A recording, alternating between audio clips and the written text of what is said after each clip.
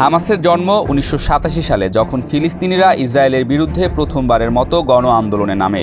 হামাসকে কেবল সন্ত্রাসী বা কেবল মুক্তিযোদ্ধা বললে বিষয়টা সরলীকরণ হয়ে যাবে। তারা একদিকে দমন পীড়নের বিরুদ্ধে প্রতিরোধ গড়েছে, অন্যদিকে যুদ্ধ কৌশলে বেসামরিক মানুষের জানমালের ঝুঁকি নিয়েছে, যা প্রশ্নবিদ্ধ। একই সঙ্গে ইসরায়েলের আগ্রাসন ও ফিলিস্তিনি অধিকার হরণের বিষয়টিও সমানভাবে নিন্দাযোগ্য। এই সংঘাতের বলি হচ্ছে দুপক্ষেরই সাধারণ মানুষ। শুরুতে হামাস ছিল মূলত দাতব্য কাজ, শিক্ষা ও স্বাস্থ্যসেবার মাধ্যমে মানুষের পাশে দাঁড়ানো একটি সংগঠন। পরে ধীরে ধীরে তাদের মধ্যে সামরিক শাখার বিকাশ ঘটে, যার নাম ইজ্জাদিন আল কাসাম ব্রিগেডস। ২০০৬ সালে গাজার নির্বাচনে জিতে তারা রাজনৈতিকভাবে ফিলিস্তিনের নেতৃত্বে উঠে আসে। তবে তখন থেকেই আন্তর্জাতিক সম্পর্ক জটিল হতে থাকে। গাজার মানুষের মাঝে তখন আশা ছিল কোনো একটি শক্তি তাদের অধিকার ফিরিয়ে দিতে পারবে। শুরুতে হামাস স্থানীয় স্কুল, হাসপাতাল ও দাতব্য প্রতিষ্ঠান পরিচালনা করত। পরে তারা রাজনৈতিক দল হিসেবে আত্মপ্রকাশ করে এবং ২০০৬ সালের নির্বাচনে গাজায় জয়লাভ করে।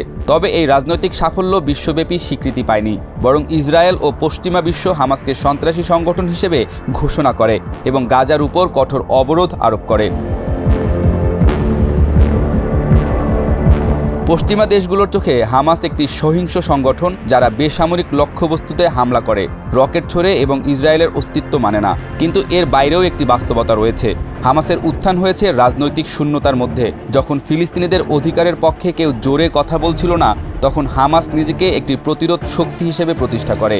অনেক ফিলিস্তিনির কাছে হামাস এমন এক সংগঠন যারা অন্তত মুখ খুলেছে, যারা অন্তত প্রতিরোধ করেছে। কিন্তু প্রতিরোধ করতে গিয়ে তারা অনেক সময় বেসামরিক মানুষের জীবনকেও হুমকিতে ফেলেছে, যা প্রশ্নের মুখে পড়ে। হামাসের পাশে কাতার, তুরস্ক, ইরান ও রাশিয়ার মতো দেশ রয়েছে। কাতার গাজায় ২০১২ সাল থেকে প্রায় $১.৩ বিলিয়ন সহায়তা দিয়েছে। এর মধ্যে সরকারি কর্মচারীদের বেতন, হাসপাতাল, বিদ্যুৎ ও জ্বালানি খাতে অর্থ ব্যয় হয়েছে। ইসরায়েল নিজেরাও ২০১৮ সালে এই অনুদান গাজায় প্রবেশের অনুমতি দেয়, যাতে পরিস্থিতি কিছুটা নিয়ন্ত্রণে থাকে। কিন্তু পরবর্তীতে দেখা যায় এই অর্থের কিছু অংশ হয়তো হামাসের সামরিক শক্তি বৃদ্ধিতেও সহায়তা করেছে, যার ফলে ৭ অক্টোবরে হামলার ঘটনা ঘটেছে বলে গোয়েন্দা রিপোর্টে দাবি করা হয়েছে।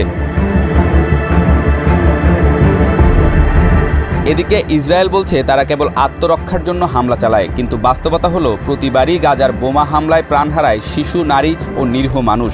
আবাসিক ভবন ধ্বংস হয়, স্কুল, হাসপাতাল ভেঙে পড়ে। গাজা যেন এক খোলা বন্দি শিবিরে পরিণত হয়েছে, যেখানে বিদ্যুৎ নেই, পানি নেই, পালানোরও কোনো পথ নেই। একদিকে রকেট, অন্যদিকে যুদ্ধবিমান। এই অসামঞ্জস্যতার মাঝখানে কেবল সাধারণ মানুষ মরছে। ইসরায়েলি প্রধানমন্ত্রী নেতানিয়াহুর বিরুদ্ধেও এখন তাদের নিজেদের দেশেই আন্দোলন চলছে। বহু নাগরিক বলছে হামাসকে ইচ্ছাকৃতভাবে টিকিয়ে রাখা হয়েছিল যেন ফিলিস্তিনিদের মধ্যে বিভক্তি থাকে এবং স্বাধীন রাষ্ট্র গঠনের দাবি দুর্বল হয়ে পড়ে। এখন সেই রাজনৈতিক কৌশলই উল্টে গিয়ে ইসরায়েলকে সংকটে ফেলেছে। প্রতিরোধকে দমন করতে গিয়ে তারা এমন এক দখলদার শাসনের রূপ নিয়েছে, যা আন্তর্জাতিক আইন ও মানবাধিকারের সুস্পষ্ট লঙ্ঘন। আন্তর্জাতিক আইন অনুযায়ী বেসামরিক নাগরিকদের উপর হামলা যুদ্ধাপরাধ। জেনেভা কনভেনশন ও আন্তর্জাতিক ফৌজদারি আদালতের আইন অনুযায়ী যে কোনো পক্ষ যদি বেসামরিক লোকজনকে লক্ষ্যবস্তু বানায়, তবে তা অপরাধ। এই আইন হামাসের ক্ষেত্রেও প্রযোজ্য, ইসরায়েলের ক্ষেত্রেও। কিন্তু একপাক্ষিকভাবে কেবল হামাসকে দায়ী করলে বা কেবল ইসরায়েলকে জাস্টিফাই করলে প্রকৃত সত্যকে আড়াল করা হয়। এই যুদ্ধ, এই সহিংসতা আসলে কোনো পক্ষকেই বিজয় দিচ্ছে না, বরং প্রতিদিনই প্রাণ হারাচ্ছে ছোট ছোট শিশু, ধ্বংস হচ্ছে পরিবার এবং হারিয়ে যাচ্ছে মানবতার শেষ আলোটুকু। কোনো জাতির স্বাধীনতার আকাঙ্ক্ষা বা নিরাপত্তার দরকার, এই দুটোই ন্যায্য। কিন্তু যদি এই দাবির মূল্য হয় হাজার হাজার প্রাণ, তাহলে ভাবনা আসতেই পারে মানবতা কি রাজনীতির নিচে চাপা পড়ে যাবে।